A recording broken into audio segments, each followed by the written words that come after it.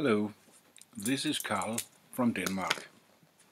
This video is a follow-up to another video I made shortly ago about the early days of Parlophone records and George Martin before he met the Beatles. And one thing I mentioned there was that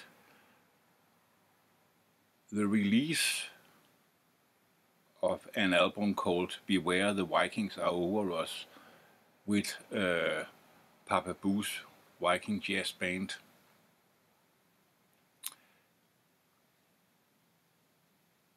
is a licensed thing, and it wasn't unusual at that time that small labels had license agreements with other labels in Europe. You know,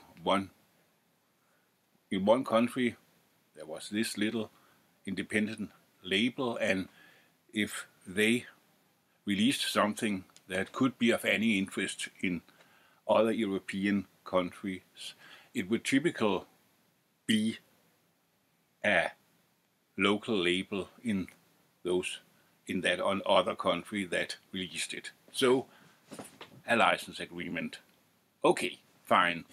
But one thing that doesn't answer is why were an album by a Danish trad jazz band released in Britain. It was not like the Britain didn't have its own bands in that style. Chris Barber, Humphrey Little, John Ager Bilk, Kenny Ball, you name it. There was tons of British trad jazz bands.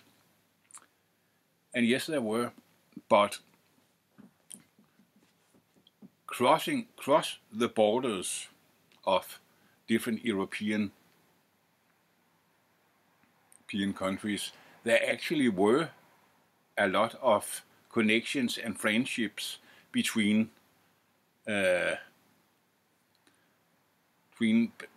bands and or audiences to in the trad jazz environment.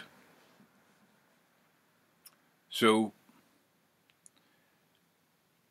it was not like they didn't use each other, and I can tell that a very important recording with Chris Barber and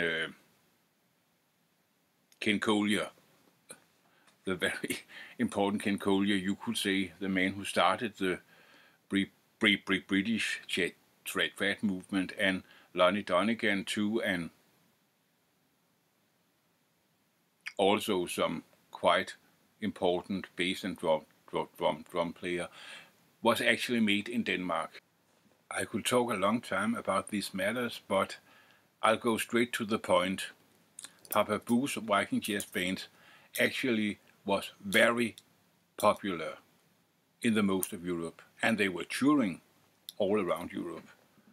And even farther away, they had toured in Australia too, so they've been around.